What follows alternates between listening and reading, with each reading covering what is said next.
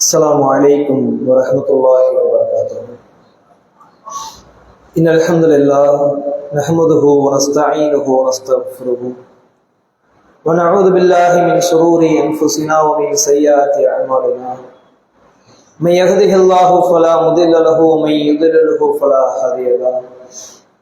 وأشهد أن لا إله إلا الله وأشهد أن محمدا عبده ورسوله أما بعد. قال الله تعالى في القرآن العظيم والفرقان المجيد: يا أيها الذين آمنوا اتقوا الله حق تقاته ولا تموتن إلا وأنتم مسلمون. يا أيها الناس اتقوا ربكم الذي خلقكم من نفس واحدة وخلق منها زوجها وبث منهما رجالا كثيرا ونساء واتقوا الله الذي تساءلون به والأرحام إن الله كان عليكم رقيبا.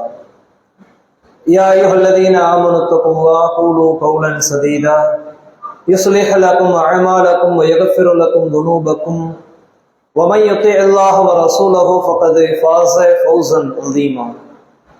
إن أصدق الحديث كتاب الله وأحسن الهدي هدي محمد صلى الله عليه وسلم وشر الأمور محدثاتها وكل محدثة بدعة وكل بدعة ضلالة وكل ضلالة في النار. ربي اشرح لي صدري ويسر لي أمري واحلل عقدة من لساني يفقهوا قولي. ربي زدني علما. கண்ணியம் பொருந்திய ஏக இறைவனின் நல்லடியார்களே, ஏக இறைவனுடைய அன்பும் அருளும் வற்றா கருணையும் அண்ணல்கள் பெருமகனார் நபிகள் நாயகம் ஸல்லல்லாஹு அலைஹி வஸல்லம் அவர்கள் மீதும் அவர்களுடைய சொல் செயல் அங்கீகாரம் ஆகியவற்றை இயன்றளவு பின்பற்றி வாழ்ந்து மறைந்த சத்திய உத்தம சஹாபி ஆண்கள் மீதும் பெண்மணிகள் மீதும் அத்துணை நபிமார்கள் மீதும் நல்லடியார்கள் மீதும் நன்மைகளை பெற வேண்டும் என்ற உயரிய எண்ணத்தோடு இந்த ஜும்ஆவில் பங்கு பெற்றிருக்கக்கூடிய முஸ்லிம்களாகிய நம்மவர்கள் மீதும் இம்மையிலும் மறுமையிலும் என்றென்றும் இறைவனுடைய அன்பும் அருளும் நின்று நிலவட்டுமாக. எல்லாம் வல்ல அல்லாஹ்வின் நல்லடியார்களே, நாம் அடைந்திருக்கக்கூடிய இந்த ஜும்ஆவினுடைய நேரத்தை பற்றி நபிகள் நாயகம் ஸல்லல்லாஹு அலைஹி வஸல்லம் அவர்கள் குறிப்பிடும் பொழுது, இதா குல்த லி ஸாஹிபிக யௌமல் ஜும்ஆத்தி அன்சித் வல் இமாமு யஃதுபுன்.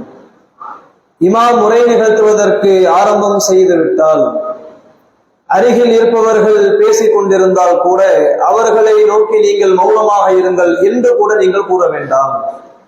அப்படி ஒருவேளை நீங்கள் கூறினால் ஃபகத் லகௌத, நீங்கள் வீணான காரியத்தில் ஈடுபட்டு விட்டீர்கள் என்ற நபி அவர்கள் எச்சரித்த இந்த நபி மொழியை உங்கள் அனைவருக்கும் நினைவு கூர்ந்த வண்ணம் உரைக்குள் நுழைகிறேன். எல்லாம் வல்ல அல்லாஹ்வின் நல்லடியார்களே, மனிதர்களாக இந்த பூமியில் படைக்கப்பட்ட ஒவ்வொருவர்களுக்கும் அவர்களுடைய வயது, அவர்களுடைய ஆசைகள், விருப்பங்கள், இதை கருத்தில் கொண்டு ஒவ்வொரு மனிதனுக்கும் தன்னுடைய தனிப்பட்ட வாழ்க்கையில் ஏராளமான ஆசைகள், ஏராளமான இலக்குகள், லட்சியங்கள், அதை நோக்கிய பயணங்கள் மனிதர்களுக்கு இருக்கும்.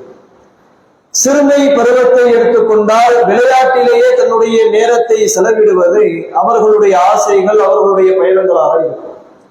இளமை பருவத்தில் நன்றாக படிக்க வேண்டும், நல்ல வேலை வாய்ப்பை அமைத்துக் கொள்ள வேண்டும், நல்ல ஒரு மணமகளை அல்லது மணமகனை தேர்வு செய்து கொள்ள வேண்டும் என்பது இளம் வயதை உடையவர்களுடைய ஆசை, இலக்கு, லட்சியமாக இருக்கும்.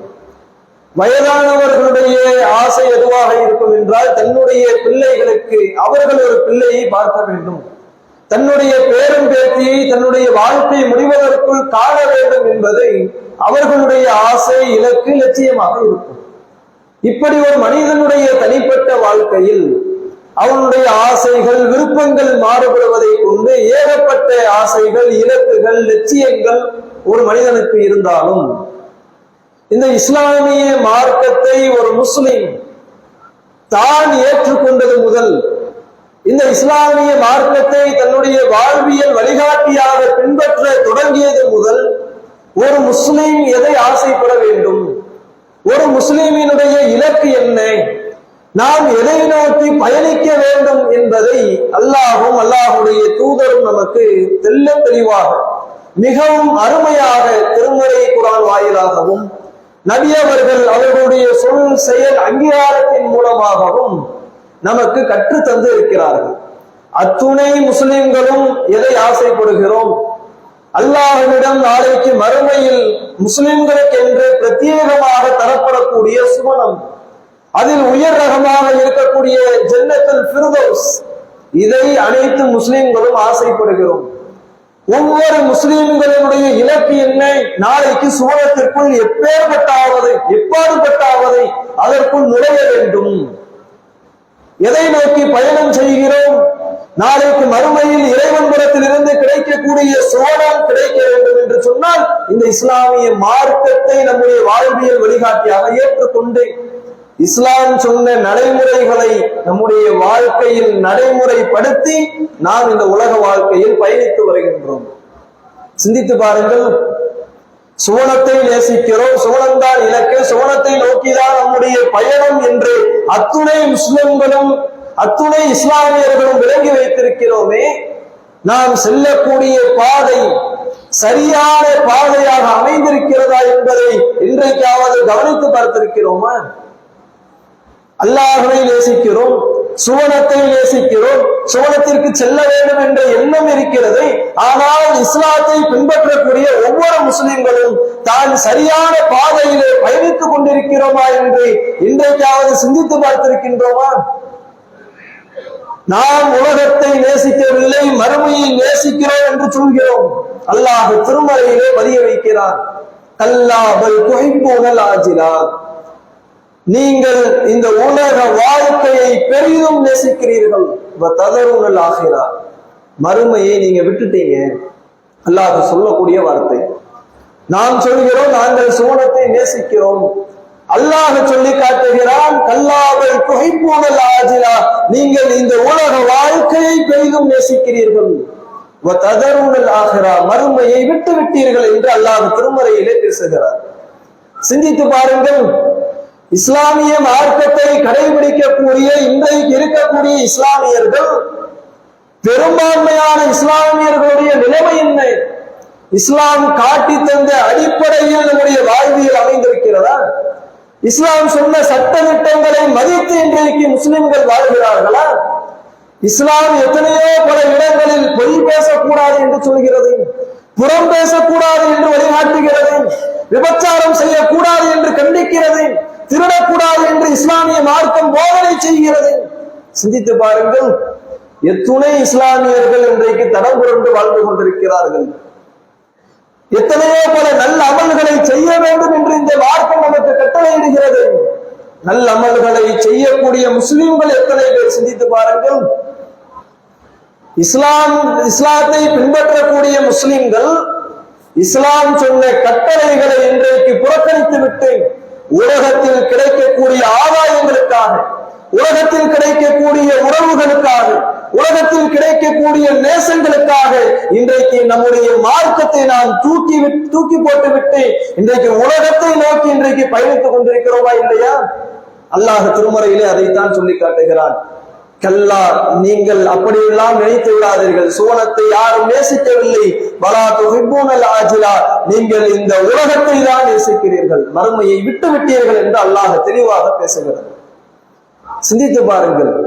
இன்றைக்கு நாம் பேசக்கூடிய பேச்சுக்கள், நாம் சிந்தனை செய்யக்கூடிய நம்முடைய எண்ணங்கள், நாம் பார்க்கின்ற பார்வைகள், நம்முடைய கைகளும் கால்களும் செய்யக்கூடிய செயல்கள் இஸ்லாத்திற்கு உட்பட்டுத்தான் இருக்கிறதா? அல்லாஹுடைய தூதரும் எதை போதித்தார்களோ அதை தான் இன்றைக்கு நாம் செய்து கொண்டிருக்கிறோமா? சிந்தித்து பாருங்கள். அல்லாஹுடைய தூதர் அவர்கள் இந்த உலகத்தை பற்றி தன்னுடைய தோழர்களுக்கு எச்சரிக்கை செய்து கொண்டே இருந்தார்கள். எந்த அளவிற்கு எச்சரிக்கை செய்தார்கள் தெரியுமா?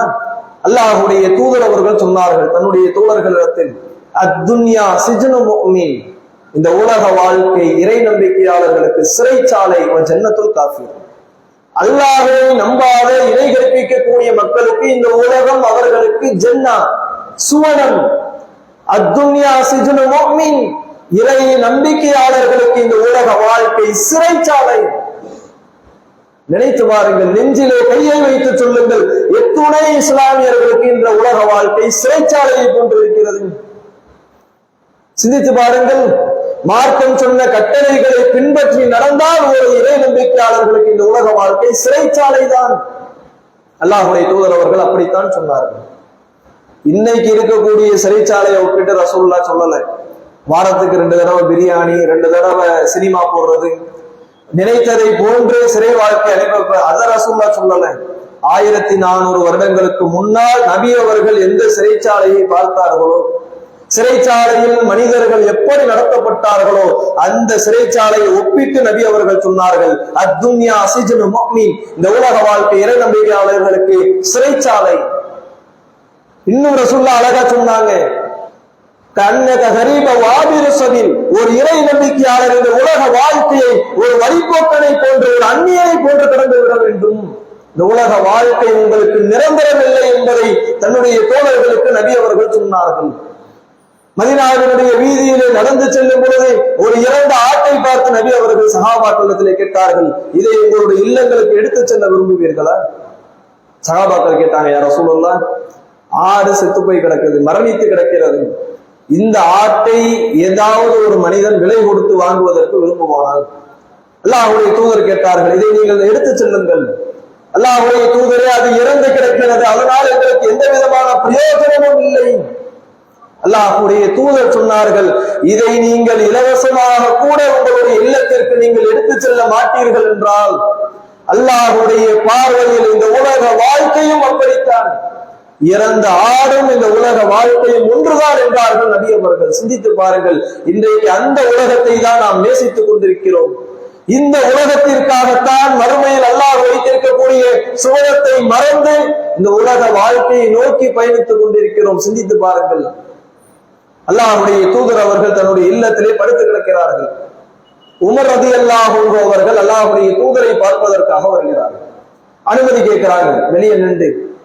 நபி அவர்கள் அனுமதி கொடுப்பதற்கு பின்னால் உமர் ரலியல்லாஹு அன்ஹு அவர்கள் நபி அவர்களுடைய இல்லத்திற்குள்ளே நுழைகிறார்கள். நுழைந்த உமர் ரலியல்லாஹு அன்ஹு அவர்கள் அல்லாஹ்வுடைய தூதரை பார்த்து விட்டு அழுது கொண்டே இருக்கிறார்கள், தன்னுடைய தாடி நிறையக்கூடிய அளவிற்கு. ரசூலுல்லாஹ் பார்க்கிறாங்க, என்ன இவர் அனுமதி கேட்டாரு, உள்ள வர சொல்லி அனுமதி கொடுத்தோம், உள்ளேயும் வந்தாரு. வந்ததற்கு பின்னால் உமர் ஏன் அழுது கொண்டே இருக்கிறார் என்று உமர் அவர்களிடத்திலே நபி அவர்கள் கேட்டார்கள். யா உமர், உமரே, எதற்காக நீங்கள் தாடி நிறையக்கூடிய அளவிற்கு அழுது கொண்டே இருக்கிறீர்கள்? அல்லாஹ்வுடைய தூதரிடத்திலே உமர் ரலியல்லாஹு அன்ஹு அவர்கள் சொன்னார்கள், யா ரசூலுல்லாஹ், அல்லாஹ்வின் தூதரே, நீங்கள் அல்லாஹ்வினுடைய தூதர் இல்லையா? மதீனாவினுடைய அதிபதி இல்லையா? நபி அவர்கள் பாயிலே படுத்து கிடக்கிறார்கள். உமர் உள்ளே வந்ததற்கு பின்னால் நபி அவர்கள் எழுந்து அமர்ந்திருக்கிறார்கள். இதை பார்த்துதான் உமர் அவர்கள் அழுதார்கள். உமர் அவர்கள் அல்லாஹ்வுடைய தூதரிடத்திலே சொல்லி காட்டினார்கள், நீங்கள் அல்லாஹ்வுடைய தூதரும் மதீனாவினுடைய அதிபதியும் நீங்கள் இல்லையா? பக்கத்தில் இருக்கக்கூடிய ஒவ்வொரு நாட்டினுடைய மன்னருடைய பெயரையும் குறிப்பிட்டு அவர்களுடைய வாழ்வாதார வசதிகளையும் குறிப்பிட்டு உமர் அவர்கள் கேட்டார்கள், ஒவ்வொரு நாட்டு மன்னரையும் அவர்களுடைய வாழ்வியலையும் பாருங்கள் யா ரசூலுல்லாஹ், நீங்கள் அல்லாஹ்வுடைய தூதர், எங்களுடைய உயிருக்கும் மேலானவர், நீங்கள் கட்டளையிட்டால் அவர்களை விட வசதி வாய்ப்புகளை உங்களுக்கு நாங்கள் செய்து தருகிறோம் என்றார்கள் சஹாபாக்கள். சொன்னது யாரு? உமர் ரலியல்லாஹு அன்ஹு. சொன்னா செய்ய மாட்டாங்களா? நபி அவர்களை தன்னுடைய உயிருக்கும் மேலாக நேசித்த லட்சக்கணக்கான சஹாபாக்கள், அல்லாஹ்வுடைய தூதர் அவர்கள் கட்டளை இட்டிருந்தால் இந்த உலகத்திலே அத்துணை நிறைவேற்றி கொடுத்திருப்பார்கள். அல்லாஹ்வுடைய தூதர் அவர்கள் உமர் ரலியல்லாஹு அன்ஹு அவர்களை பார்த்து ஒரு கேள்வி கேட்டார்கள். உமரே, உங்களுக்கு ஒரு விஷயம் ஞாபகம் இல்லையா, மறந்துட்டீங்களா? அல்லாஹ்வுடைய தூதர் அவர்கள் கேட்கிறார்கள், உமர் ரலியல்லாஹு அன்ஹு அவர்களிடத்திலே கேட்கிறார்கள், இந்த உலக வாழ்க்கை என்பது இறை மறுப்பாளர்களுக்கும் நாளைக்கு அல்லாஹ்விடத்தில் இருந்து கிடைக்கக்கூடிய அந்த பிரம்மாண்டமான சொர்க்கம், சுவனம், அதுதான் நமக்கும் என்ற விஷயத்தை உமரே நீ மறந்துவிட்டு பேசுகிறீரா என்று கேட்டார்கள். உமர் யார்? சுவனத்தை மறப்பவரா? உமர் ரலியல்லாஹு அன்ஹு அவர்களுடைய வாழ்க்கை அவர்களுடைய வரலாறு படித்திருப்போம், கேள்விப்பட்டிருப்போம். உமர் ஒரு பாதையிலே நடந்தால் ஷைத்தான் வேறு பாதையை அமைத்துக் கொள்வான். உமருடைய நாவிலே அல்லாஹ் பேசுகிறார். நபி அவர்கள் சொன்னார்கள், அப்படிப்பட்ட உமரிடத்திலே அல்லாஹுடைய தூதர் கேட்டார்கள், உமரை நீ மறந்து விட்டீரா? மறந்துட்டு பேசுறீங்களா நீங்க? இந்த உலக வாழ்க்கை என்பது காபீர்களுக்கு, நமக்கானது இல்லை. அல்லாஹ்விடத்தில் இருந்து கிடைக்கக்கூடிய சுவனம்தான் நமக்கு என்பதை உமரை மறந்துவிட்டு பேசுகிறார் என்று நபி அவர்கள் கேட்டார்கள் என்றால் சிந்தித்து பாருங்கள் தோழர்களே. நாம் எதை நோக்கி இன்றைக்கு பயணித்துக் கொண்டிருக்கிறோம்? மறுமைக்கான சிந்தனை நம்மிடத்திலே இருக்கிறதா? மறுமையில் அல்லாஹ் நம்மிடத்திலே கேள்வி கேட்பானே என்ற அச்சம் இன்றைக்கு நம்மிடத்திலே இருக்கிறதா? அல்லாஹ் திருமறை குர்ஆனிலே கேள்வி கேட்கிறார். யா அய்யுஹல்லதீன ஆமனூ, நம்பிக்கை கொண்டவர்களை, இத்தகுல்லாஹ், அல்லாஹ்வை நீங்கள் அஞ்சிக் கொள்ளுங்கள். வல் தன்துர் நஃப்சுன் மா கத்தமத் லிகத், ஒவ்வொரு ஆன்மாவும் ஒவ்வொரு மனிதரும் மறுமைக்காக என்ன சேர்த்து வைத்திருக்கிறோம் என்பதை சிந்தனை செய்து பாருங்கள். ஒவ்வொருவரும் சிந்தனை செய்து பாருங்கள். மறுமைக்காக, அல்லாஹ்விடத்திலே சுவனத்தை பெறுவதற்காக இந்த உலக வாழ்க்கையில் நம்முடைய பங்களிப்பு என்ன? இஸ்லாத்தை ஏற்றால் மட்டும் போதுமா? கலிமாவை முன்மொழிந்தால் மட்டும் போதுமா? நம்முடைய செயல்களிலே, நம்முடைய வாழ்வியல்களிலே இஸ்லாம் பிரதிபலிக்க வேண்டாமா? சிந்தித்து பாருங்கள். சஹாபாக்களுடைய வாழ்க்கையை பார்க்கணும். எத்தனையோ பல சஹாபாக்கள் தன்னுடைய உயிராலும் பொருளாலும் இந்த இஸ்லாமிய மார்க்கத்திற்காக தியாகம் செய்தார்கள். நபிகள் நாயகம் ஸல்லல்லாஹு அலைஹி வஸல்லம் அவர்கள் ஒரு நபரை குறிப்பிட்டு இவருக்கு சுவனம் என்று சொன்னால் அது அல்லாஹ்விடமிருந்து அறிவிக்கப்பட்ட செய்தியாக இருக்கும். இப்படி நபி அவர்கள், நீங்கள் இந்த காரியத்தை செய்தால் சுவனத்தில் இருப்பீர்கள் என்று பல இடங்களில் கட்டளையிட்டு எத்தனையோ பல சஹாபாக்கள் தன்னுடைய பொருளாதாரத்தையும் உயிரையும் இந்த மார்க்கத்திற்காக, சுவனத்திற்காக அர்ப்பணித்ததை ஹதீசுகளிலே பார்க்க முடிகிறது. அனஸ் இப்னு நதுர் கேள்விப்பட்டிருப்பீங்க. பத்ர் போர்க்களத்தில் கலந்து கொள்ளாத ஒரு சஹாபி ஏதோ வேலையின் காரணமாக வெளியூருக்கு சென்று விடுகிறார். அனஸ் ரலியல்லாஹு அன்ஹு அவர்களுடைய சிறிய தந்தை. இந்த அனஸ் இப்னு நதுர் போர்க்களம் முடிந்ததற்கு பின்னால் வீடு திரும்புகிறார். அல்லாஹ்வுடைய தூதரிடத்திலே கேட்கிறார், யா ரசூலல்லாஹ், இணை வைப்பாளர்களுக்கு எதிராக நீங்கள் நடத்திய அந்த முதல் போர்ல என்னால கலந்துகிற முடியல. நான் கலந்து கொண்டிருந்தால் என்னுடைய வீரத்தை அல்லாஹ் பார்த்திருப்பான் என்றார்கள். உஹது போர்க்களம் வருகிறது. அனஸ் இப்னு நதுர் அந்த உஹது போர்க்களத்திலே கலந்து கொள்கிறார். கலந்து கொண்ட அனஸ் இப்னு நதுர் உஹது போர்க்களத்தினுடைய அந்த வீரியம், உஹது போர்க்களத்தினுடைய அந்த சூழ்நிலை கைமாறுகிறது. பல சஹாபாக்கள் பின்னடித்து விட்டார்கள். முன்னால் போர் செய்வதை இஸ்லாமியரா காஃபிரா என்ற சூழ்நிலை அறியாத ஒரு நிலைமை, யார் முஸ்லிம் யார் காஃபிர் என்று சந்தேகிக்கக்கூடிய நிலைமையில் பல சஹாபாக்கள் பின்வாங்கினார்கள். அல்லாஹ்வுடைய தூதரிடத்திலே சொன்னாரே, நான் போர்க்களத்திலே பங்கு பெற்றிருந்தால் என்னுடைய வீரத்தை அல்லாஹ் பார்த்திருப்பான். அனஸ் இப்னு நதுர் அவர்கள் அல்லாஹ்விடத்திலே பிரார்த்தனை செய்கிறார்கள், இறைவா, இணை வைப்பாளர்கள் ஏற்படுத்திய இந்த போருக்கும் எனக்கும் எந்த சம்பந்தமும் இல்லை. பின்வாங்கின இந்த முஸ்லிம்களை இறைவா நீ மன்னித்து விடு என்று சொல்லி ஒற்றை ஆளாக எதிரணியுடைய கூட்டத்திற்குள்ளே நுழைகிறார். எதிரே சஅத் பின் முஆத் என்று சொல்லக்கூடிய அன்சாரிகளின் தலைவர் சஅத் பின் முஆத் அவர்கள் எதிரே பின்வாங்கி கொண்டு வருகிறார்கள். சஅத் இப்னு முஆதை பார்த்து அனஸ் இப்னு நதுர் கேட்டார்கள், நான் சுவனத்தை பெரிதும் நேசிக்கிறேன். ஐன யா சஅத் இன்ன ஜுரீஹல் ஜன்னாதுன உஹத், உஹது மலைக்கு அடியிலே சுவனத்துடைய வாடை அடிக்கிறது. இங்கே இந்த திசையை நோக்கி ஏன் சென்று கொண்டிருக்கிறீர்கள்? வாங்கள் எதிரணியை நோக்கி செல்வோம் என்று அழைப்பு விடுத்துவிட்டு தன்னந்தனி நபராக எதிரணியுடைய கூட்டத்திற்குள்ளே நுழைகிறார். உள்ளே போறார். போய் போர்க்களத்தில் சந்திக்கிறார், போர் செய்கிறார். போர்க்களம் முடிவடைகிறது. அனஸ் இப்னு நதுரை தேடுகிறார்கள், எந்த இடத்திலும் பார்க்க முடியல. போர்க்களத்துக்கு வந்தாரா, என்ன ஆனார், ஒண்ணுமே தெரியல. சஅத் இப்னு முஆத் அவர்கள் அல்லாஹ்வுடைய தூதரிடத்திலே சொல்லுகிறார்கள், யா ரசூலுல்லாஹ், சஅத் இப்னு முஆத் அவர்கள் சொன்னார்கள், இந்த அனஸ் இப்னு நதுர் இந்த போர்க்களத்திலே கலந்து கொண்டார். அவர் செய்த அந்த வீர போரை என்னுடைய வாயால் என்னால் வர்ணிக்கவே முடியாது. அந்த அளவிற்கு வீர தீரமாக போரிட்டார். தன்னந்தனி நபராக எதிரணிய கூட்டத்திற்குள் நுழைந்தார். நிச்சயம் அவர் இங்கேதான் இருப்பார், சென்று பார்க்க வேண்டும் என்றார்கள். அவருடைய சகோதரியை அழைத்து வர சொல்லி அவரை வைத்து கண்டுபிடித்தார்கள். அவருடைய சகோதரி எப்படி கண்டுபிடித்தார்கள் தெரியுமா? விரலில் இருக்கக்கூடிய நுனியை வைத்து, மச்சத்தை வைத்து, அந்த மச்சத்தை வைத்து மட்டும்தான் அனஸ் இப்னு நதரை கண்டறிந்தார்கள். நினைத்து பாருங்கள், ஒரு மனிதரை அடையாளம் காட்ட வேண்டும் என்று சொன்னால் முகத்தை வைத்து, தோற்றத்தை வைத்துதான் அடையாளம் காட்ட வேண்டும். ஏன் விரலில் இருக்கக்கூடிய மச்சத்தை வைத்து அடையாளம் காட்டினார்கள் தெரியுமா? போர்க்களத்திற்குள் நுழைந்த இந்த அனஸ் இப்னு நதர் அவருடைய மார்பகங்களில் ஈட்டிகளால் குத்தப்பட்டு, அம்புகளால் துளைக்கப்பட்டு, வாட்களால் வெட்டப்பட்டு, கிட்டத்தட்ட 90க்கும் மேற்பட்ட காயங்களை தன்னுடைய முதுகிலும் முகத்திலும் வாங்கிக் கொண்டு முகமெல்லாம் சிதைந்து கிடக்கிறது, அடையாளம் காணப்படவில்லை. அப்பேற்பட்ட நிலைமையில் அந்த சஹாபி மரணித்து கிடக்கிறார். இவருடைய வாழ்க்கையிலிருந்து நாம் பெற வேண்டிய படிப்பினை என்ன தெரியுமா? அனஸ் இப்னு நதர் எப்படியோ வாழ்ந்திருக்க வேண்டிய மனிதர் தான். நினைத்திருந்தால் பொருளாதாரத்தை சேர்த்திருக்கலாம், நினைத்திருந்தால் மனைவி மக்களோடு நிம்மதியாக ஒரு வாழ்க்கையை வாழ்ந்திருக்கலாம். தன்னந்தனி நபராக எதிரிகளுடைய கூட்டத்திற்குள்ளே நுழைந்து போர் செய்யக்கூடிய தைரியம் ஏன் வந்தது தெரியுமா? ஏன் எதிரே சென்ற சஅத் பின் முஆதை நோக்கி இன்னஜிது ரீஹல் ஜன்னா தூன உஹத், உஹது மலைக்கு அடியிலே சுவனத்தினுடைய வாடை அடிக்கிறது என்று சொன்னதன் பின்புலம் என்ன தெரியுமா? அல்லாஹ் சுவனத்தை கொண்டு வந்து உஹது மலையில் இறக்கவில்லை. எதிரணியினுடைய கூட்டத்தை பார்த்தார், அவர்களுடைய அந்த விஷயங்களை பார்த்தார். போர்க்களத்திற்குள் சென்று நாம் வீடு திரும்பவில்லை என்றால், நம்முடைய உயிர் இந்த போர்க்களத்தில் பறிக்கப்பட்டது என்றால், அல்லாஹ்விடத்தில் இருந்து கிடைக்கக்கூடிய சுவனம் அதை நிச்சயம் அல்லாஹ் நமக்கு தருவான் என்ற எண்ணம் இருந்தது. சுவனத்தின் மீது ஆசை இருந்தது. சஅத் இப்னு முஆத் இடத்திலே சொன்னார், எனக்கு சுவனத்தின் மீது அதீத பற்று இருக்கிறது, ஆசை இருக்கிறது. சொல்லிவிட்டு தான் அவருக்கு அழைப்பே கொடுத்தார், நீங்களும் வாங்க சுவனத்துக்கு போவோம்.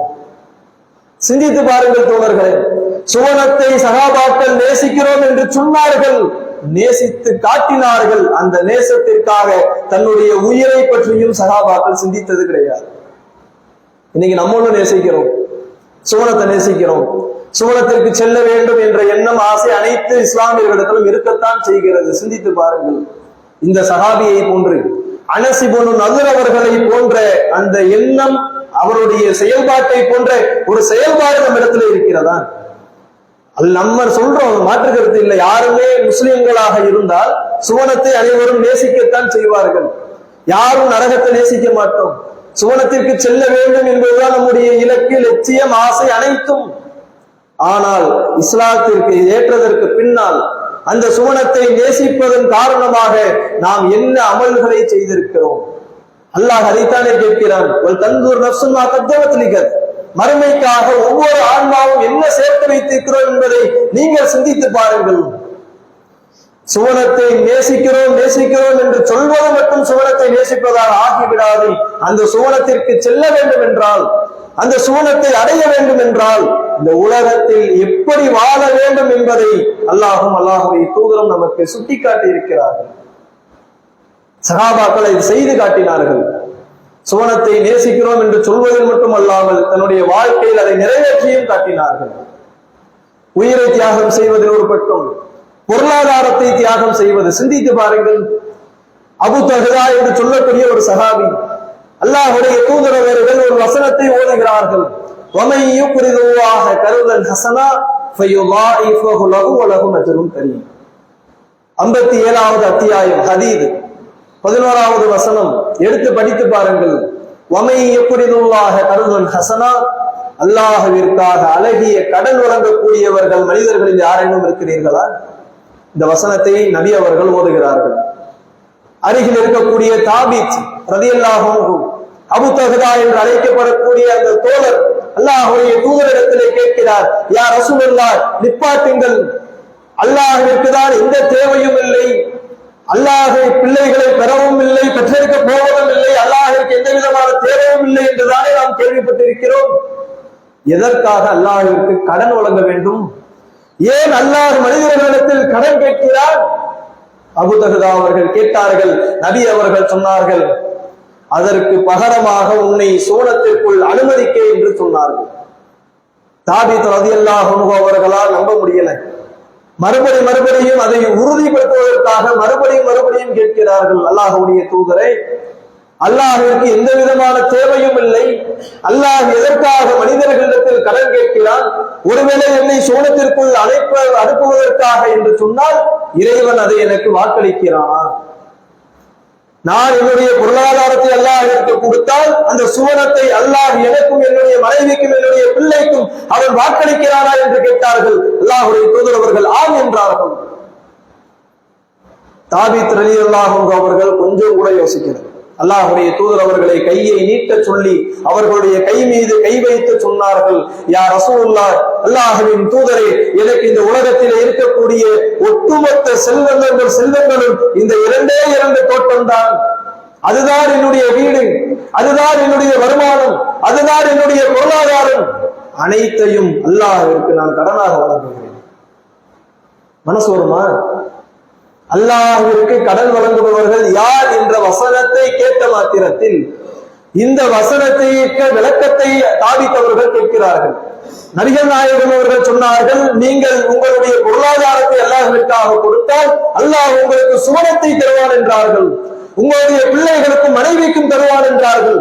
உடனடியாக அல்லாஹ்வுடைய தூதரிடத்திலே தன்னிடத்தில் இருக்கக்கூடிய ஒட்டுமொத்த சொத்துக்களையும் தூக்கி கொடுக்கக்கூடிய மனப்பான்மை சகாபாக்களுக்கு ஏன் வந்தது? அவர்கள் உலகத்தை நேசித்ததை விட மறுமையை நேசித்தார்கள். உலகத்தில் கிடைக்கக்கூடிய இன்பங்களை விட அல்லாஹ் குர்ஆனிலே சொல்லக்கூடிய சுவனத்து இன்பங்களை நேசித்தார்கள். சுவனத்திற்கு செல்ல வேண்டும் என்ற அந்த ஒரு வெறி சகாபாக்களிடத்திலே இருந்தது. அல்லாஹ்வுடைய தூதர் சொன்னார்கள், ரெண்டையும் கொடுத்துட்டு நீங்க என்ன பண்ணுவீங்க? ஒன்ன கொடுங்க, ஒன்ன வச்சுக்க. அப்போதும் விடுற மாதிரி தெரியல. தாபீத் அவர்கள் சொன்னார்கள், அல்லாஹ்வுடைய தூதரே, இரண்டில் எனக்கு மிகவும் பிடித்தது, அதிகம் பழங்களை தரக்கூடிய 600 பேரீச்ச மரங்களை கொண்ட இந்த தோட்டத்தை உங்களுக்கு நான் தருகிறேன், அல்லாஹ்விற்கு கடனாக வழங்குகிறேன், நீங்கள் தான் சாட்சி என்று தாபீத் ரலியல்லாஹு அன்ஹு அவர்கள் சொன்னார்கள். சிந்தித்து பாருங்கள் தோழர்களே, இந்த உலக வாழ்க்கை வாழ்வதற்காகத்தான் இந்த உலக வாழ்க்கை. வெறும் மகிழ்ச்சிக்காக, இன்பங்களுக்காக, உறவுகளை பேண வேண்டும் என்பதற்காக, மார்க்கத்திற்கு முரணான விஷயங்களை செய்வதற்காக இந்த உலக வாழ்க்கை நமக்கு படைக்கப்படவில்லை. அல்லாஹ்விற்கும் அல்லாஹ்வுடைய தூதருக்கும் கட்டுப்பட்டு மார்க்கம் சொன்ன சட்ட திட்டங்களுக்கு உட்பட்டு இந்த உலக வாழ்க்கையை நாம் கழித்தோமையானால், நாம் எந்த வார்த்தையை நாம் சொல்கிறோமோ, சுவனத்தை நேசிக்கிறோம் என்று சொல்கிறோமோ, உள்ள தளவில் உள்ள ரீதியாக நாம் அதை உண்மையிலேயே நேசித்தால் நம்முடைய செயல்களில் அதை வெளிப்படுத்த வேண்டும். நம்முடைய செயல்கள் நாளைக்கு மறுமையில் இறைவனிடத்தில் சுவனத்தை பெற்றுத்தரக்கூடிய செயல்களாக இருக்க வேண்டும். சுவனத்தை நேசிக்கிறோம் என்று சொல்வதில் பெருமை இல்லை. நாளைக்கு மறுமையில் அனைத்து முஸ்லிம்களும் அல்லாஹ்வுடைய அளப்பெரும் கிருபையினால் சுவனத்திற்கு செல்ல வேண்டும் என்று சொன்னால், மார்க்கம் சொன்ன அத்துணை சட்ட திட்டங்களையும் பின்பற்றி வாழக்கூடிய நன்மக்களாக வல்ல இறைவன் உங்களையும் என்னையும் ஆக்கி அருள்வானாக என கூறி என்னுடைய முதல் உரையை நிறைவு செய்கிறேன்.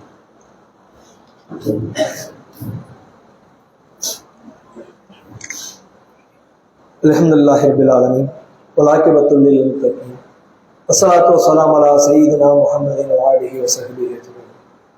கண்ணியம் நிறைந்த எல்லாம் உள்ள அல்லாஹ்வின் நல்லடியார்களே, சமீப காலமாக தமிழ்நாட்டில் இன்னும் சில மாதங்களில் தேர்தல் வர இருக்கின்ற காரணத்தினால் தமிழகத்தில் எப்படியாவது ஓட்டுரிமையை பறித்து வெளியூரில் இருக்கக்கூடிய பீகாரிகளை இந்த தமிழ்நாட்டில் இறக்கி அவர்களுக்கும் ஓட்டுரிமை வழங்கி தமிழ்நாட்டிலும் எப்படியாவது ஆட்சியை பிடிக்க வேண்டும் என்ற எண்ணத்தோடு பாசிச பாஜக அரசு செயல்படுவதை நாம் அனைவரும் அறிந்து வைத்திருக்கிறோம்.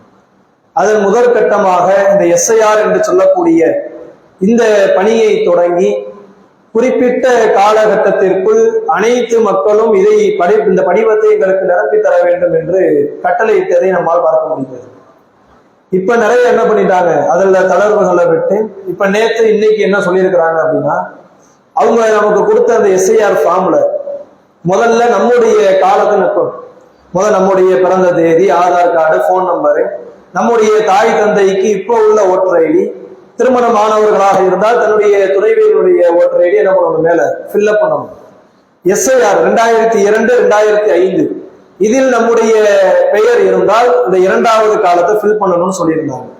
அப்படி இல்லை, நான் 2000 தான் பிறந்தேன், 1987 அதற்கு அப்புறம் பிறந்தவர்களாக இருந்தால் அவர்களுக்கு முந்தையவர்கள் தாய் தந்தையினுடைய அல்லது தாத்தா பாட்டியினுடைய எஸ்ஐஆர் படிவத்தை நீங்க 3வது காலத்துல உறவினர்கள் என்ற அடிப்படையில் நீங்கள் ஃபில்அப் செஞ்சு கொடுக்கணும்.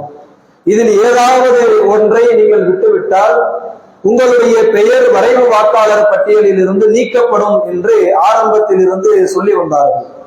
ஏன்னா பீகார்ல அப்படிதான் நீக்கணும். 67 லட்சம் பேரை நீக்குவதற்கான காரணம் என்னன்னா, எஸ்ஐஆர்ல அவங்களுடைய பெயரும் இல்லை, அவர்களுக்கு முன்னால் உள்ளவர்களுடைய பெயரும் இல்லை என்பதை காரணம் காட்டி 67 லட்சம் மக்களை, அதில் பெரும்பான்மை முஸ்லிம்கள், 67 லட்சம் வாக்காளர்களை நீக்கினார்கள். அதே அடிப்படையில் தமிழகத்தில் கொண்டு வர முயற்சி செய்தார்கள். ஆனால் மிகப்பெரிய எதிர்ப்பு ஏற்பட்டு மக்களுடைய அந்த குரல்களை பார்த்துவிட்டு இன்னைக்கு கொஞ்சம் கொஞ்சமா என்ன பண்ணிக்கிட்டு இருக்கிறாங்க, அந்த தளர்வுகளை விட்டு கொண்டே இருக்கிறார்கள். ஆரம்பத்துல ஃபார்ம் கொடுக்கும் போதே என்ன சொல்லியிருக்கணும், முதல் படிவத்தை மட்டும் நீங்க ஃபில்அப் பண்ணி கொடுத்தா வரைவு வாக்காளர் பட்டியல உங்களுடைய பெயரை நீக்க மாட்டோம்னு சொல்லியிருக்கணும். ஆனா அப்படி சொல்லல. பீகார்ல எப்படி இருக்குமோ அதே மாதிரிதான் நாங்க இங்க கொண்டு வருவோம் அப்படின்னு சொல்லிட்டு மக்களை எல்லாம் குழப்பத்தில் ஆழ்த்தி, இன்னைக்கு சிஎம் கூட என்ன பண்ணிருப்பாப்புல ஒரு வீடியோ போட்டிருப்பாங்க, எனக்கே இந்த ஃபார்ம்ல ஒண்ணுமே ஃபில்அப் பண்ண தெரியல, எதை இங்க ஃபில்அப் பண்றது, அப்படிதான் வச்சிருந்தாங்க. பல நபர்களுக்கு நம்முடைய ஜமாத் சார்பா முகாம் நடத்தியும் கூட வாரம் சட்டம் என்ன பண்ணிக்கிட்டு இருந்துச்சு, மாறிக்கிட்டே இருந்துச்சு. யாருடைய பேரை எங்கே எழுதுறது, உறவினர்கள் பேர்ல யாரை எழுதுறதுன்னு ஒரே கன்ஃபியூஷன், ஒரே குழப்பத்திலேயே மக்களை வைத்து விட்டு ஒரு 4 நாள் 5 நாள் ஃபார்ம் ஃபில்அப் பண்ணி கொடுக்கறதுக்கு முன்னாடி என்ன பண்றாங்க, இதை சொல்றான், நீங்க கீழே எஸ்ஐஆர்ல உங்களுடைய பெயர் இல்லை என்றாலும் அல்லது உங்களுடைய உறவினர்கள் பெயரும் இல்லை என்றாலும் எந்த பிரச்சனையும் இல்லை, நீங்க மேல இருக்கக்கூடிய காலத்தை ஃபில்அப் பண்ணி நீங்க உங்களுடைய பிஎல்ஓ அதிகாரிகிட்ட கொடுத்தா நாங்க உங்களுடைய பெயரை வரைவு வாக்காளர் பட்டியல இருந்து நீக்க மாட்டோம்னு என்ன பண்ணியிருக்கிறாங்க, சொல்லி இருக்கிறாங்க. எனவே இந்த மஹல்லால இருக்கக்கூடிய முஸ்லிம்கள் தெளிவாக புரிந்து வைத்துக் கொள்ளுங்கள். ஃபார்ம் கண்டிப்பா நம்ம கொடுத்திருப்பாங்க, கொடுத்த ஃபார்ம யாரும் தயவு செஞ்சு வீட்டிலேயே வச்சிருக்காது. முடிஞ்ச அளவுக்கு மேல மட்டும் ஃபில் பண்ண முடியும் அப்படின்னா மேல ஃபில் பண்ணி உடனடியா என்ன பண்ணுங்க, போய் உங்களுடைய பகுதியில் இருக்கக்கூடிய பிஎல்ஓ அதிகாரிகிட்ட உங்களுடைய ஃபார்மை ஒப்படைங்க. ஒப்படைத்தால் மட்டும்தான் ஓட்டர் ஐடி, நம்ம இப்போ வச்சிருக்கக்கூடிய ஓட்டர் ஐடி செல்லுபடி ஆகும். அப்படி இல்லை என்று சொன்னால் டிசம்பர் 9 அப்புறம், டிசம்பர் 9 ஜனவரி 4 வரைக்கும் படிவம் 6 என்று சொல்லக்கூடிய ஒரு ஃபார்ம் தருவாங்க. அந்த ஃபார்மை வாங்கி நம்ம ஃபில்அப் பண்ணி உறுதிமொழி எழுதி கொடுத்தோம் அப்படின்னா நமக்கு என்ன பண்ணுவாங்க, ஓட்டர் ஐடி புதுசா நம்மளுடைய ஐடியை கேன்சல் பண்ணிட்டு புது ஓட்டர் ஐடி நமக்கு என்ன பண்ணுவாங்க, தருவாங்க. இந்த செய்தியை நீங்களும் நினைவுல வச்சுக்கோங்க. உங்களுடைய மஹல்லாவில் இருக்கக்கூடிய சக முஸ்லிம்களுக்கும் நண்பர்களுக்கும் இந்த செய்தியை அவங்களுக்கும் சொல்லி எஸ்ஐஆர் ஃபார்மை எப்படியாவது என்ன பண்ணுங்க, ஃபில் பண்ணி இன்ஷா அல்லாஹ் உங்களுடைய வீல் அதிகாரத்தை கொடுத்து கேட்டுக்கொண்டு உரையை நிறைவு செய்கிறேன். அஸ்ஸலாமு அலைக்கும் வரஹ்மத்துல்லாஹி வபரகாத்துஹு.